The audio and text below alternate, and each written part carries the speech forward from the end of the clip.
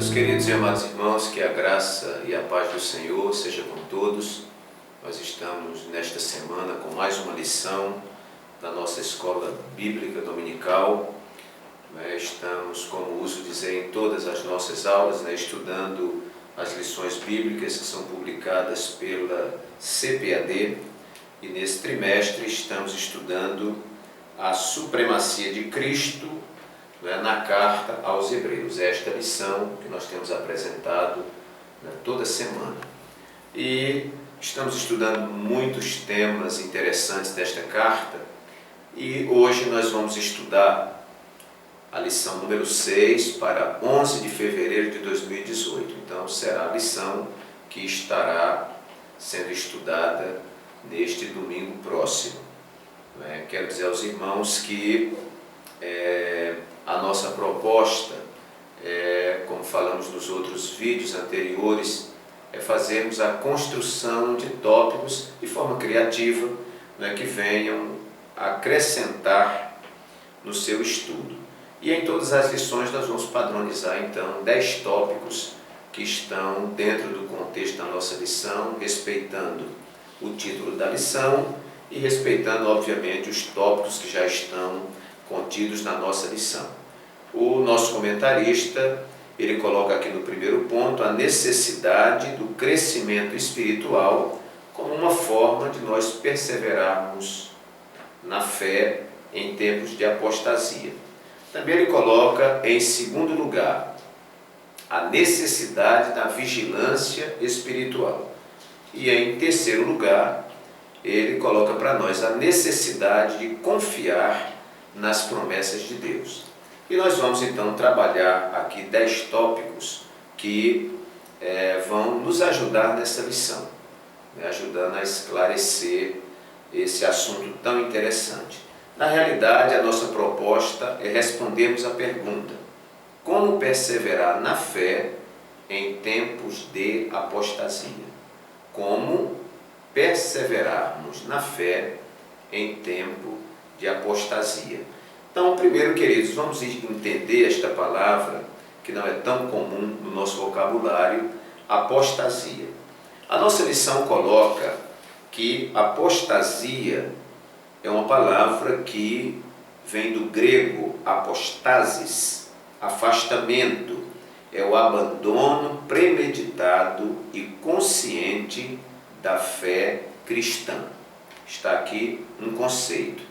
Também fala sobre, também coloca a apostasia como a queda da graça de Deus. É um outro conceito para apostasia. E também, aqui na interação com o professor, diz que a apostasia, ela remonta à ideia de decaída, deserção, rebelião, abandono, retirada ou afastamento daquilo que antes se estava ligado. Em relação à nossa fé, apostasia significa romper o relacionamento salvífico com Cristo. E estudando essa lição, irmãos, eu senti de colocar aqui 4 pontos interessantes. Primeiro, a gente diferenciar o que é um fracasso circunstancial de uma fraqueza, diferenciar fracasso circunstancial e fraqueza de desvio, e diferenciar todos estes anteriores de apostasia. Então, para nós, fracasso circunstancial é uma coisa, fraqueza é outra coisa, desvio é outra coisa e apostasia outra coisa.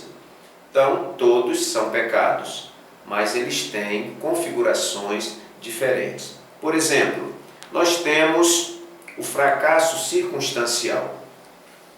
Me veio à mente, por exemplo, um cristão fiel, leitor da palavra, obediente, frequentador dos cultos e tudo mais, um cristão exemplar. E de repente ele é provocado, e no ímpeto da sua raiva, ele às vezes diz uma palavra que não deveria ser dita. Aquilo não é o estilo de vida do irmão.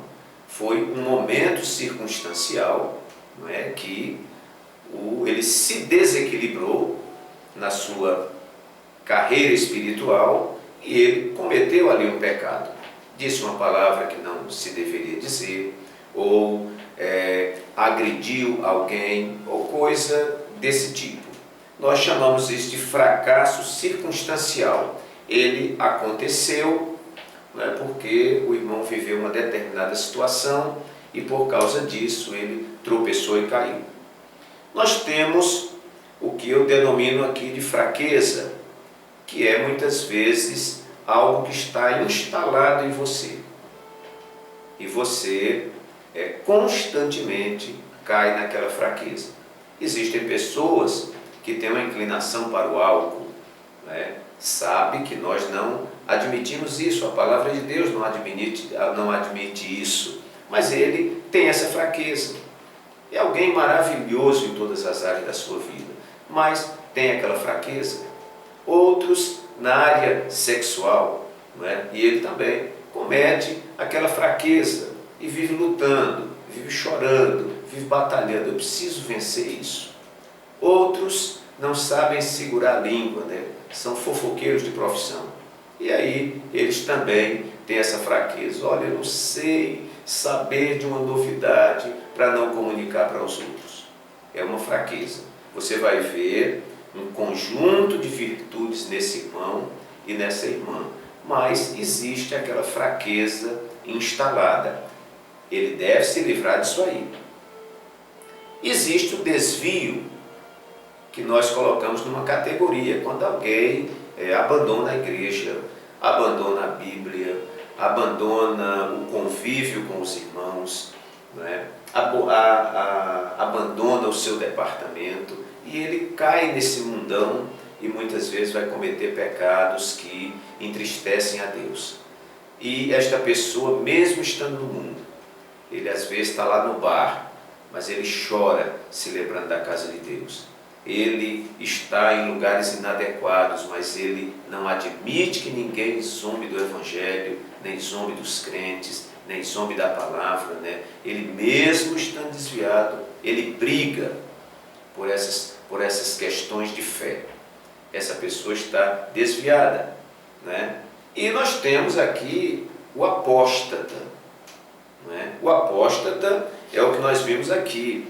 Ele se afastou daquilo que ele cria antes, né? Ele, se era batizado com o Espírito Santo, ele disse, não, aquilo ali foi engano, não é? Não, esse negócio de Jesus. Aí o camarada às vezes vai até para uma religião extrema aos conceitos da nossa fé, ou volta à idolatria. Quer dizer, ele deserta de uma vez por todas, ele renega a fé que ele tinha anteriormente. A isso, meus queridos, nós denominamos de apostasia, né? Conforme o comentarista coloca aqui, muito interessante, né? É uma decaída, uma deserção. Olha o termo, irmãos, rebelião, abandono, retirada ou afastamento daquilo que antes se estava ligado. Então, é um rompimento definitivo, né, com a fé em Cristo, com a salvação em Cristo. A isso nós denominamos apostasia. Então, eu coloquei aqui 4 coisas que, no meu entendimento, elas são diferentes, né? Uma queda circunstancial é uma coisa, caiu, às vezes foi uma vez, 2, 3 vezes, né, em circunstâncias diferentes, por causa da provocação, ou por causa disso aí, houve ali um desvio, mas ele voltou para a sua posição, se arrependeu e continua a sua caminhada. Nós chamamos isso de fracasso circunstancial. Também falamos da fraqueza, que é aquilo que está instalado na vida da pessoa. É um ponto da sua vida, uma porta fraca da sua vida, que ele ainda não conseguiu corrigir, não conseguiu vencer. O desvio, que é quando a pessoa abandona a igreja, abandona a comunidade que ele pertencia, abandona o departamento no qual ele cantava, abandona o ministério, né? E não vem mais à igreja, fica lá afastado, mas ele ainda tem as raízes, né, do Evangelho dentro de si. Ele sente o toque do Espírito na sua vida, né? Está com esta fraqueza instalada, né? Existe o desvio, que é alguém, né, que nós já falamos, né, ele vai lá para fora mesmo. E a apostasia, quando alguém renega a sua fé.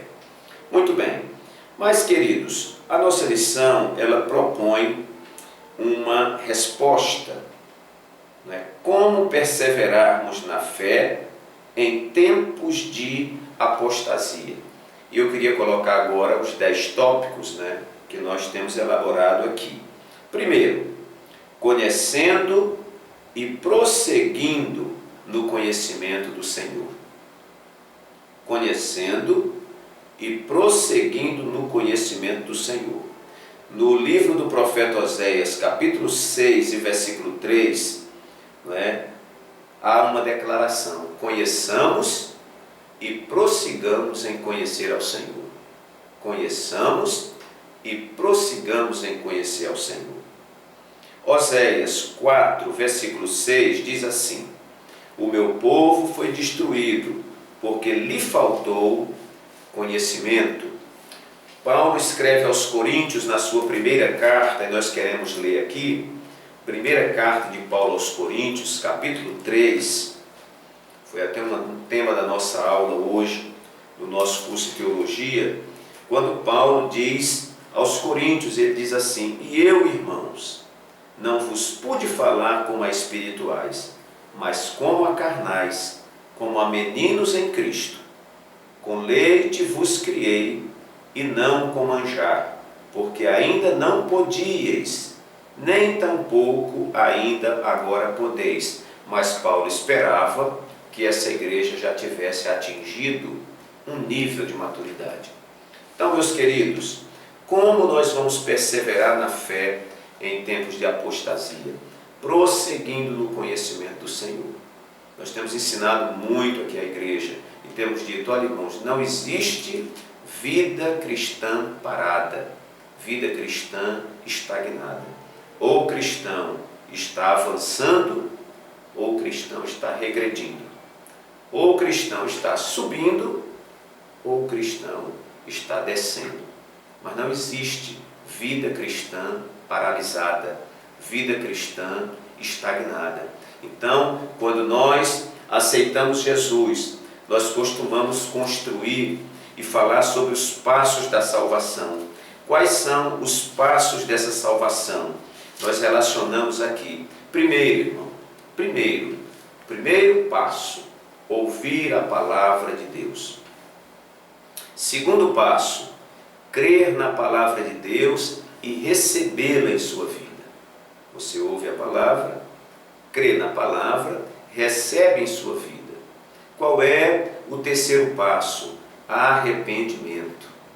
É aquela tristeza profunda, quando nós confrontamos o nosso estado de pecado com a glória de Deus. Quando você se encontra com a glória de Deus, você percebe a santidade de Deus e o seu estado deplorável de pecador, de depravação humana. E aí, neste confronto, nós vemos o nosso estado de miséria e nós sentimos uma tristeza profunda. Mas não somente isso, nós mudamos também a nossa mente. Arrependimento. Depois nós temos um outro passo, que é a conversão. O que é a conversão? É a mudança de direção. Se eu estava indo na direção do abismo, agora eu estou indo na direção do Senhor Jesus Cristo. Se eu estava no caminho do pecado, agora eu estou no caminho da santificação. Eu mudei, eu dei, como se diz aquele comando militar, meia volta vou ver. Estava naquela direção e voltei para a direção de cá. Conversão. Regeneração é um outro passo da salvação que implica em uma obra exclusiva do Espírito Santo na vida da pessoa. É quando o Espírito Santo realiza uma transformação radical na vida dessa pessoa. As coisas que ele fazia ele já não faz mais. É plantada nele uma nova natureza em Cristo Jesus. Isso nós chamamos de regeneração, que Jesus denomina isso, falando com Nicodemos, de nascer de novo. Nascer de novo, se tornar uma nova criatura. E aí tem outro passo, que é santificação, que nós sempre dizemos que a santificação é um polimento que é dado em nossa vida, né? A gente a cada dia vai melhorando, vai se aperfeiçoando, né? Vai se separando desse mundo de pecado, vamos nos livrando dos vícios, nos livrando das fraquezas, nos livrando das coisas que nos afastam de Deus, que comprometem a nossa vida cristã. É uma ação conjunta do Espírito Santo em nós e da nossa reação também, né? Na nossa busca de Deus, na nossa busca de melhoria. A isso nós chamamos de santificação, e o último estado que nós chamamos de glorificação, que é quando estaremos com Cristo para sempre. Então, irmãos, o que é que eu quero dizer? Que esta caminhada, ela é sempre progressiva, uma construção progressiva. Eu aceitei Jesus, depois que eu aceitei Jesus, eu fui para o discipulado na igreja, né? Lá no discipulado da igreja, eu vou aprender os princípios da fé cristã. Aprendendo os princípios da fé cristã, depois eu vou ao batismo nas águas. Depois do batismo nas águas, eu sou integrado à igreja, e aí vou cantar nos departamentos, vou exercer o ministério em um ou outro departamento da igreja, não é? E assim nós vamos, daqui a pouco você entra no curso de teologia, e nós vamos, irmãos, prosseguindo, cada ano que passa, lendo a nossa Bíblia toda, cultivando uma vida de oração, assistindo aos cultos de ensino, frequentando a escola bíblica dominical, e com todo esse conjunto que Deus nos proporciona, nós vamos crescendo no conhecimento do nosso Senhor.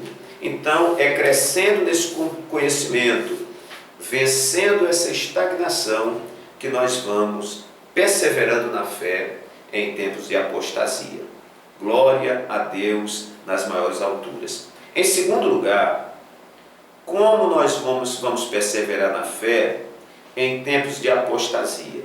Em segundo lugar, não se impressionando com as maiorias. Está aí uma questão que nós temos debatido sempre também. Queridos, nós não acompanhamos a maioria. Se alguém pensa em ir para o inferno e ele não quer errar o endereço, é só ele acompanhar a maioria. Jesus disse que muitos são chamados, mas poucos são os escolhidos. Lá em Mateus capítulo 7, versículos 13 e 14, o Senhor disse assim: entrai pela porta estreita, porque larga é a porta, e espaçoso o caminho que conduz à perdição, e muitos são os que entram por ela. E porque estreita é a porta, e apertado o caminho que conduz à vida, e poucos são aqueles que a encontram. Então, meus queridos, não siga a maioria. Não é a maioria que está frequentando aos cultos, não é a maioria que está indo à escola dominical, não é a maioria que está indo à oração, não é a maioria que está buscando santificação, não é a maioria que está se apartando do mundo, não é a maioria que vive uma vida contrária aos ditames do mundo, mas a grande maioria está indo aí conforme o mundo determina. Mas nós não somos todo mundo, nós somos um povo especial, zeloso e de boas obras. Jesus disse: nem todo que me diz Senhor, Senhor, Mateus 7, 21, entrará no reino dos céus, mas aquele que faz a vontade do meu Pai que está nos céus.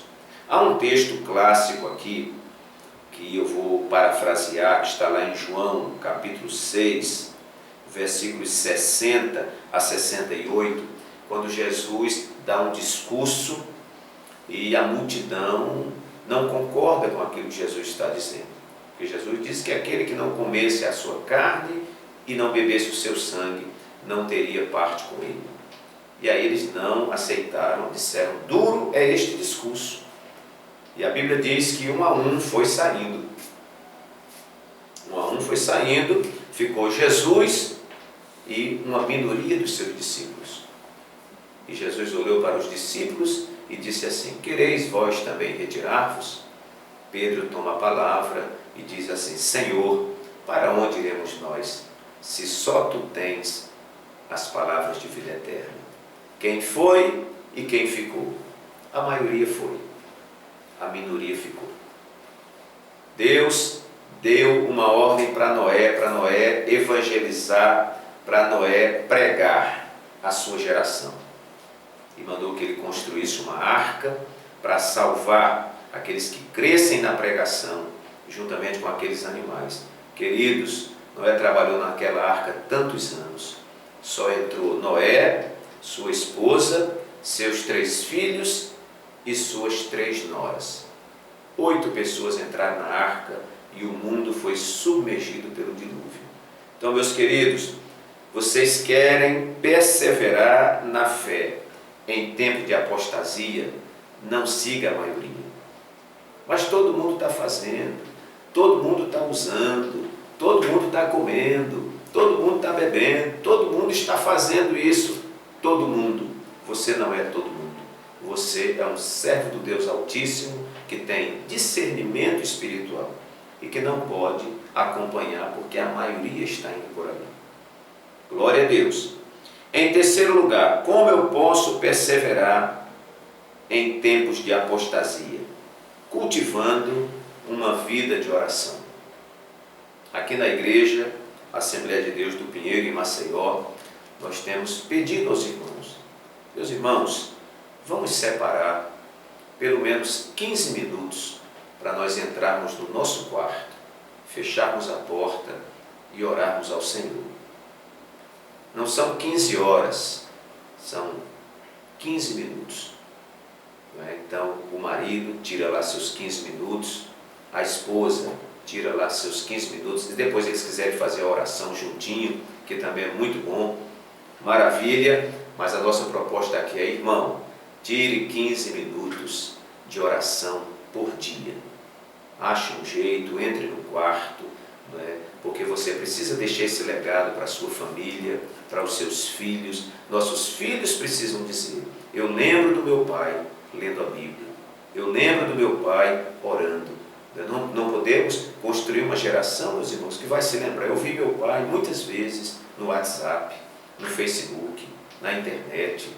Não, a gente trafega por essas coisas, mas nós temos que construir, irmãos, algo sólido, algo que seja um patrimônio para a geração que está vindo aí. E eu creio que nossos filhos, eles não serão aquilo que nós estamos dizendo para eles serem, mas eles serão aquilo que eles virem em nós. Eu gostaria muito, não tenho muito dinheiro para deixar para os meus filhos, não tenho muitas propriedades para deixar, mas eu queria deixar um legado. Meu pai era um homem de Deus. Eu vi meu pai trancado no quarto orando. Eu vi minha mãe trancada no quarto orando. Eu vi meu pai muitas vezes sentadinho lá na cadeira lendo a Bíblia. Então, irmãos, uma vida de oração. Uma vida de oração. Tente chegar mais cedo na igreja, dobre o joelho. Eu me lembro de uma palavra de um pastor que ele disse assim: se toda a igreja chegasse 15 minutos antes de começar o culto, dobrasse o seu joelho e orasse, a história da igreja seria outra. A Bíblia diz: orai sem cessar. A Bíblia diz assim: vigiai e orai para que não entreis em tentação. Jesus foi um grande exemplo de oração nas nossas vidas. Os nossos pais foram vitoriosos porque oravam. Nossa Assembleia de Deus cresceu no Brasil, mesmo independentemente dos meios de comunicação que nós temos hoje. Mas era uma igreja que orava, que jejuava, que evangelizava, e o evangelho se expandiu pelo Brasil, e hoje a Assembleia de Deus, a maior denominação evangélica do nosso país. Então, meus queridos, o que é isso? Cultivando uma vida de oração. Nenhuma oração, nenhum poder. Pouca oração, pouco poder. Muita oração, muito poder. Louvado seja Deus. Em quarto lugar, imitando os fiéis da terra. Nós não devemos estar, queridos, focados nas pessoas, porque as pessoas são referenciais que mudam, não é? Mas a Bíblia também nos ensina a nós olharmos para os fiéis da terra. Vamos ver algumas referências interessantes. Vamos ver João, capítulo 13 e o versículo 15, que tem uma referência, nós anotamos aqui, muito interessante. Evangelho de João, capítulo 13 e versículo 15. Jesus disse: porque eu vos dei o exemplo, para que como eu vos fiz, façais vós também.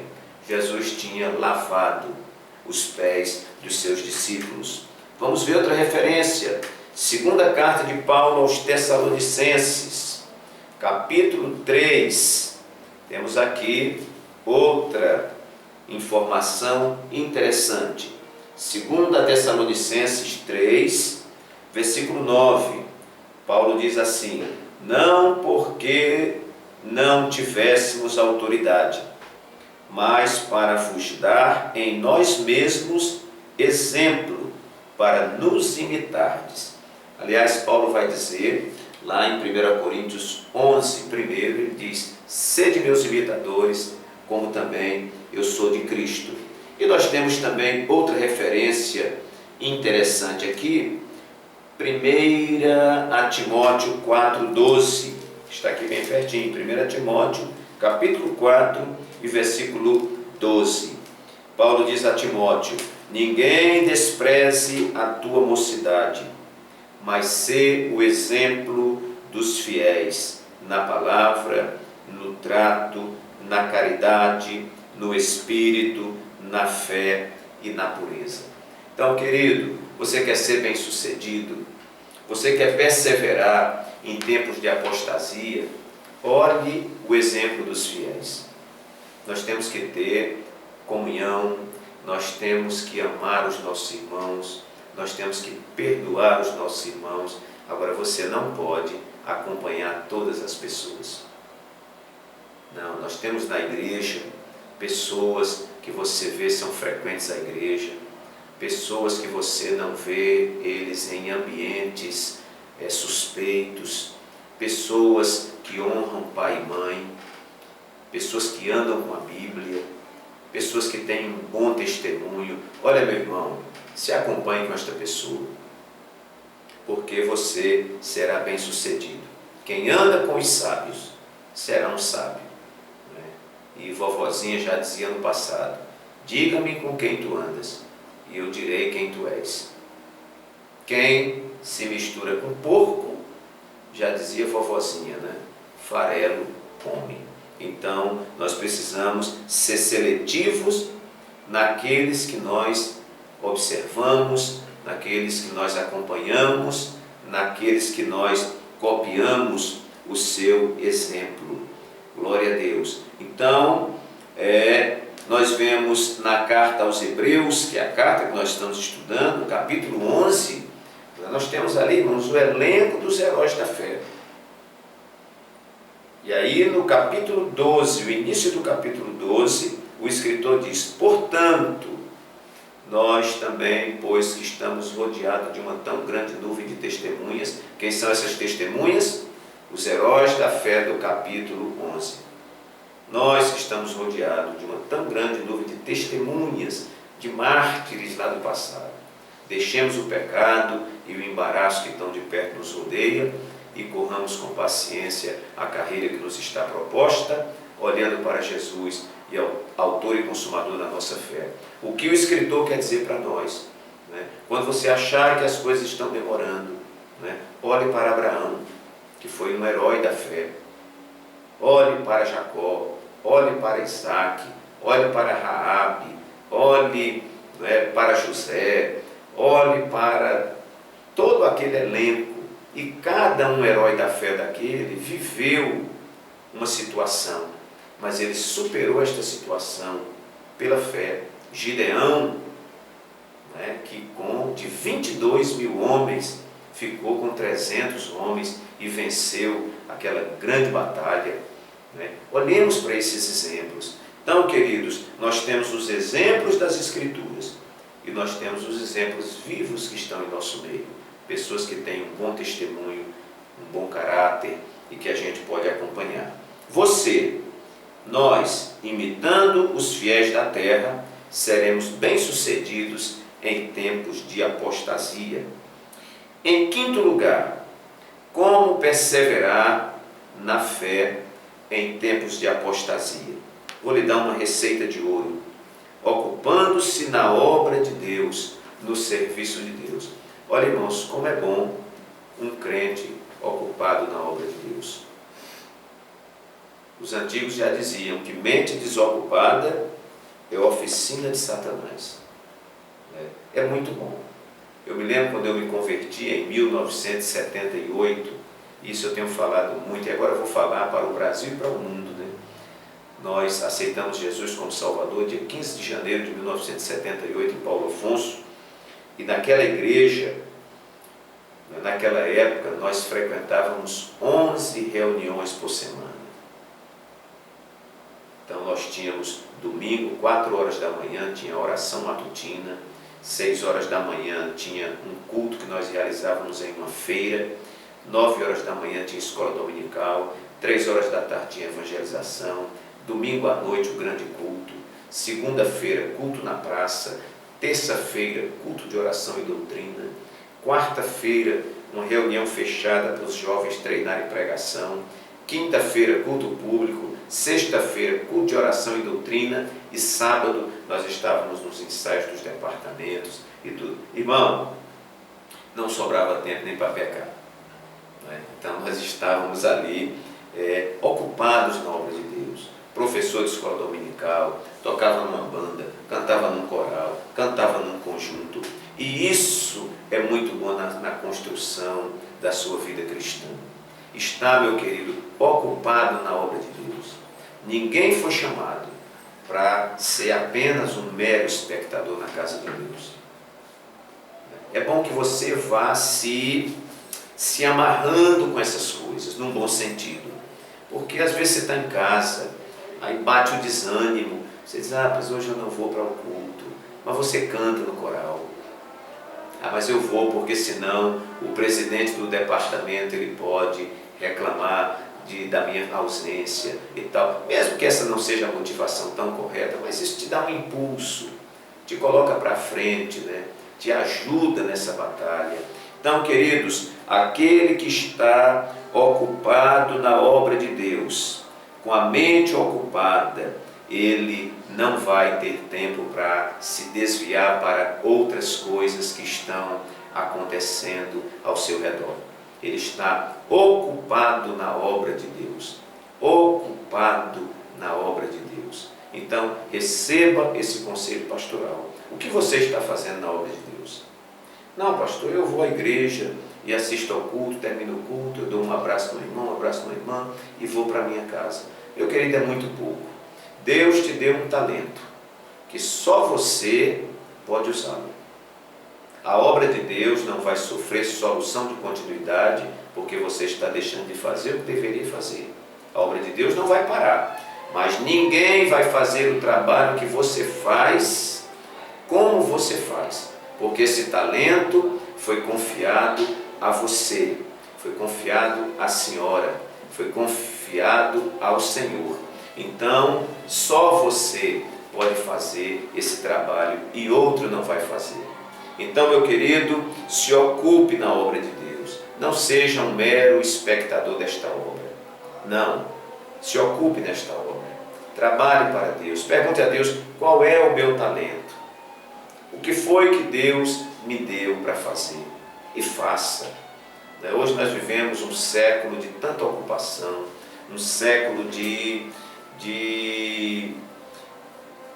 tanto congestionamento de atribuições, de funções, de atividades, e nós vamos apenas assim, visitamos a igreja de vez em quando. Mas olha, toma cuidado, porque quando o reino de Deus é uma prioridade na nossa vida, Deus cuida de nós com aquilo que Ele tem de melhor. Então, queridos, ocupando-se na obra de Deus, no serviço. John Ortberg fala da missão enganosa. Então ele diz: se você não cumpre a missão para a qual você foi chamado, uma missão paralela vai se instalar, que ele denomina de missão enganosa. Você vai simplesmente se desviar dos propósitos de Deus para a sua vida. Em sexto lugar, como perseverar na fé em tempos de apostasia, se firmando nas promessas do Deus fiel. O nosso Deus que prometeu, Ele não vai fracassar. O Deus que nos prometeu, Ele não vai mentir. Nós temos em Números 23, 19, um texto que diz assim: Deus não é homem para que minta, nem filho do homem para que se arrependa. Porventura, diria ele e não faria? Falaria e não o confirmaria? Não, Deus não é homem para que minta. Isaías capítulo 40, versículo 8, diz: seca-se a erva e caem as flores, mas a palavra do Senhor, ela subsiste eternamente. Hebreus 4,12 diz que a palavra de Deus é viva e eficaz. A palavra de Deus, ela é viva e eficaz, ou seja, ela cumpre o seu propósito cabalmente, Assim como a chuva e a neve descem do céu e para lá não tornam sem que antes cumpra o seu propósito na terra, o Senhor disse: assim será a palavra que sair da minha boca, ela não tornará para mim vazia. Glória a Deus. Isaías 14, 27 também tem uma referência muito bonita, que diz assim, vamos ver, Isaías 14 e 27. Isaías 14, 27 nos diz assim: porque o Senhor dos exércitos o determinou, quem, pois, o invalidará? E a sua mão estendida está, quem, pois, a fará voltar atrás? Meu querido, quando nós nos firmamos nas promessas do Deus fiel, nós não caímos em tempos de apostasia. Está aqui mais uma receita de ouro. Em sétimo lugar, não deixando sua comunidade cristã, não deixando a nossa congregação. Hebreus 10, 25 tem uma palavra extraordinária do escritor aos Hebreus. Veja que palavra maravilhosa. Hebreus 10 e versículo 25. Não deixando a nossa congregação, como é costume de alguns, antes admoestando-nos uns aos outros, e tanto mais, quando vedes que se vai aproximando aquele dia. Irmão, olha, é um perigo esse negócio de ser crente em casa. Nós temos pessoas que estão sendo crente ao pé do rádio, pessoas que estão sendo crente à beira da internet. Eles ligam em um culto e ficam em casa deitado na poltrona assistindo o culto. Olha, irmão, é importante você ir à igreja. Nós temos comunhão com os irmãos, nós temos pastores, nós temos as nossas contribuições no culto, nós precisamos estar presentes à igreja. Então, muita gente abandona a igreja e ele acha que estar dentro da igreja ou fora da igreja surte o mesmo efeito, porque ele diz: o importante é que eu tenho Jesus no meu coração. Mas é um engano, irmãos, é um engano. Aí faz como o irmãozinho que estava indo para a igreja e passou em frente à casa de um outro irmão, e o irmão estava na beira de uma fogueira se aquecendo. Aí o irmão disse: meu irmão, vamos à igreja? Ele disse: não, eu vou ficar por aqui.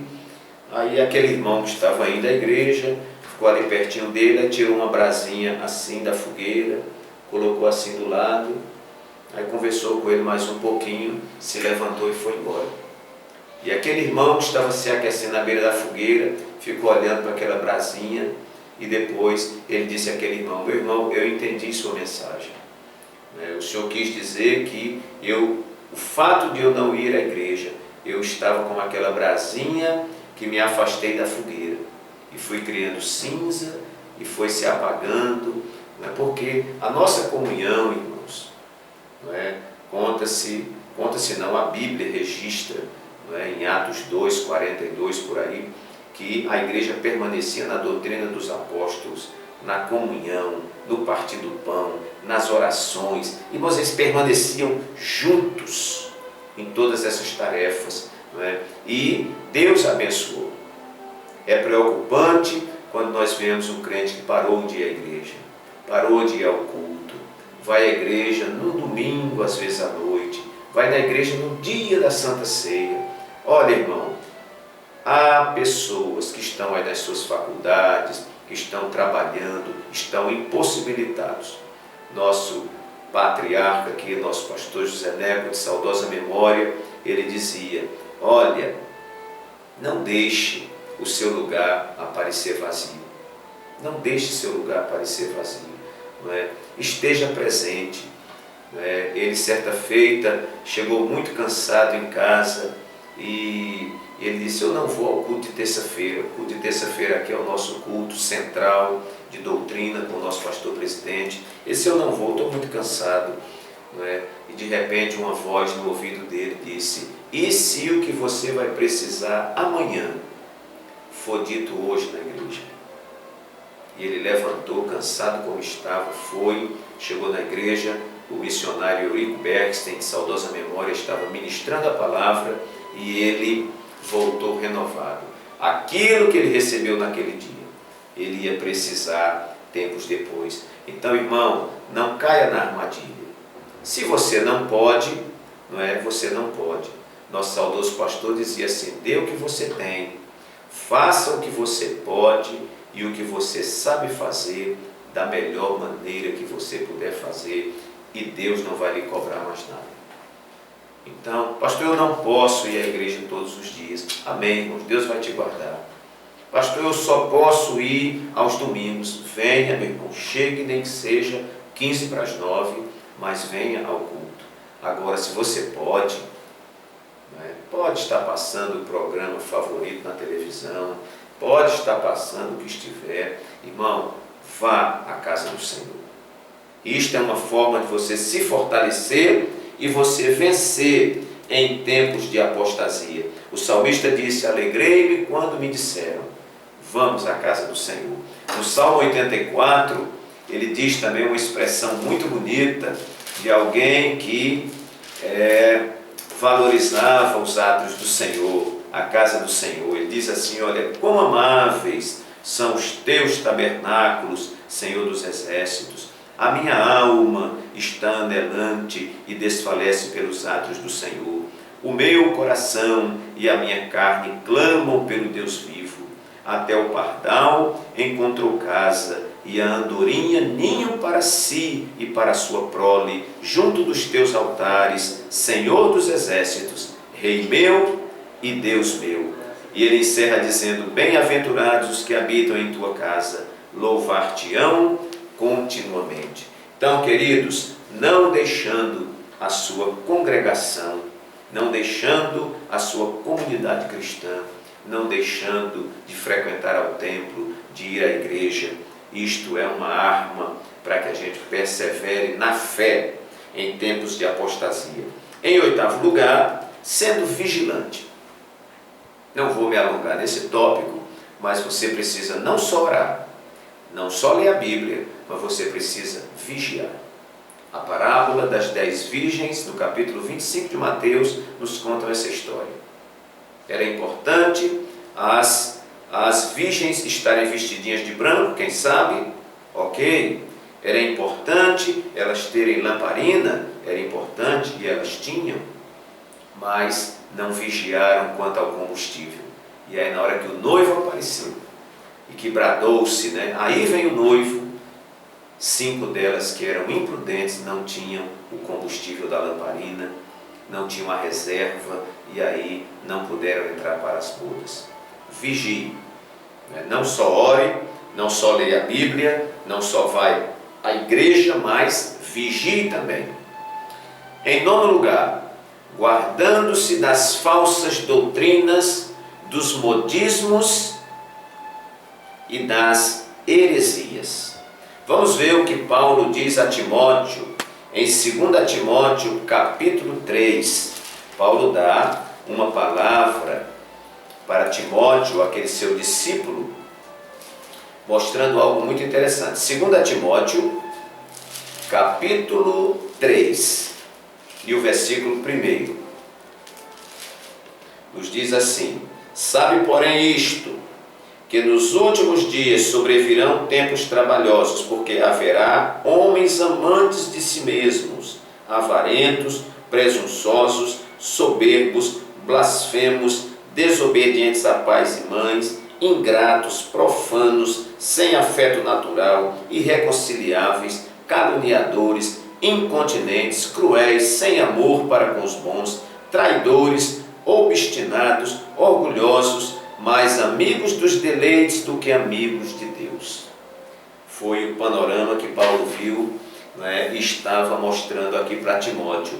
Também nós temos em 1 Timóteo 4 uma outra palavra interessante de Paulo. Ele diz assim: mas o Espírito expressamente diz que nos últimos tempos apostatarão alguns da fé, dando ouvidos a espíritos enganadores e a doutrinas de demônios. Meus irmãos, veja que coisa. E os dias atuais não são diferentes. Não se apegue a todo programa de televisão, a tudo que você vê na internet. Existe muita heresia, muita doutrina de demônio, e que você precisa ter discernimento do Senhor. Vamos ver uma palavra de Jesus em Mateus 7,15. Hoje é Bíblia.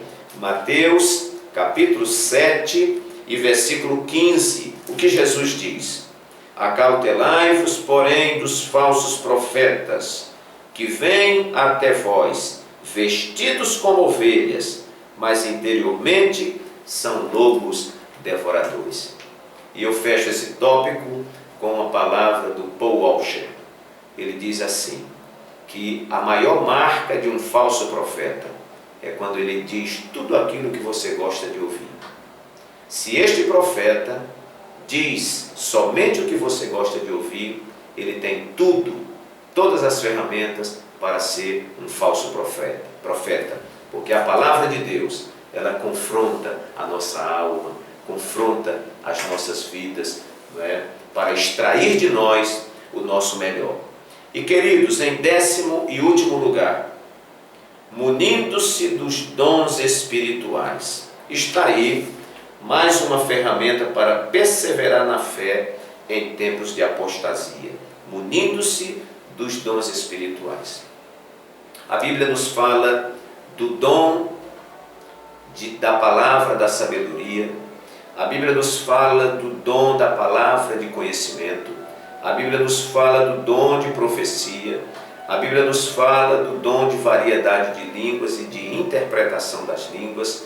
A Bíblia nos fala dos dons de curar, do dom de discernir os espíritos, do dom da fé e do dom de operação de maravilhas. Queridos, busquemos de Deus o dom de discernir os espíritos. Nem tudo que parece que é. Nem tudo que nós dizemos que não é. Então, há coisas que nós pensamos não é e é. Há coisas que nós pensamos é e não é. Mas se você é alguém revestido dos dons espirituais, você não vai comer gato por lebre, você não vai engolir qualquer coisa que vem para você. E eu acredito, queridos, que com esses 10 pontos, nós estamos passando para você, além dos ricos tópicos que estão na nossa lição, nós estamos passando fórmulas, estamos passando aqui princípios que fazem com que você não caia na apostasia, mas que você persevere na fé, mesmo em tempos de apostasia. Queridos e amados irmãos, que esta palavra, vinda do coração de Deus para o seu coração, ela possa ficar plantada em sua vida. Se você apreciou esse vídeo, gostou deste vídeo, né? Se inscreva nesse vídeo, compartilhe esse vídeo, dê aí o seu ok, o seu like no vídeo, né? E repasse para outras pessoas, né? Nunca como hoje o mundo precisou de uma palavra genuína da parte de Deus. Receba do pastor Walter um abraço carinhoso e até a nossa próxima lição. Deus abençoe a todos em nome de Jesus.